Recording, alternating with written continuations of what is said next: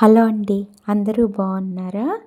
ఈరోజు వీడియోలో కాలీఫ్లవరు, టమాటా, బంగాళదుంపతో కర్రీ చేస్తున్నానండి. ఈ కర్రీ రైస్లోకి, చపాతీలోకి చాలా బాగుంటుంది. కాలీఫ్లవర్ని సన్న ముక్కలుగా కట్ చేసుకొని ఒక గిన్నెలో వేసుకొని ఉప్పు, పసుపు, కొంచెం వాటర్ పోసి స్టవ్ మీద పెట్టి ఒక పొంగు రానిస్తే బ్యాక్టీరియా ఏమైనా ఉంటే పోతుందండి. ఆ పొంగు రానిచ్చి ఒక స్ట్రైనర్లో వడపోసుకొని పక్కన పెట్టుకోవాలి. ఇప్పుడు స్టవ్ మీద కుక్కర్ పెట్టి ఆయిల్ వేసి ఆయిల్ వేడయ్యాక మినపప్పు, జీలకర్ర, ఆవాలు, ఎండుమిరపకాయలు వేసి వేగనిచ్చి తర్వాత ఉల్లిపాయ, పచ్చిమిర్చి వేసి వేగనివ్వాలి. తర్వాత కొంచెం కరివేపాకు కూడా వేసి ఉల్లిపాయ, పచ్చిమిరపకాయని ఎర్రగా వేగనివ్వాలి. తర్వాత అల్లం వెల్లుల్లి పేస్ట్ వేసుకొని పచ్చివాసన పోయేదాకా వేగనిచ్చి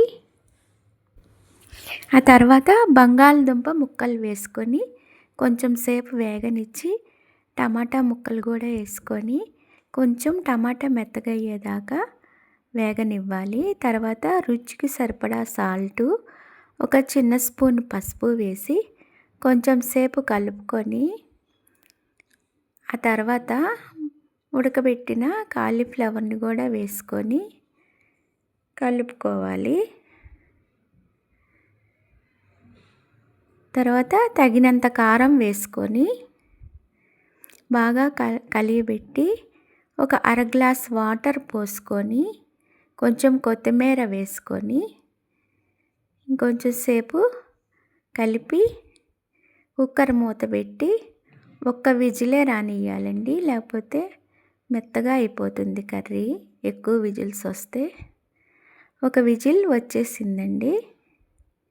ఇప్పుడు కర్రీ రెడీ అయ్యిందేమో చూద్దాం. బంగాళదుంప కూడా చక్కగా మెత్తగా ఉడికిపోయిందండి. కర్రీ రెడీ అయింది. వీడియో నచ్చితే లైక్ చేయండి. బాయ్ అండి.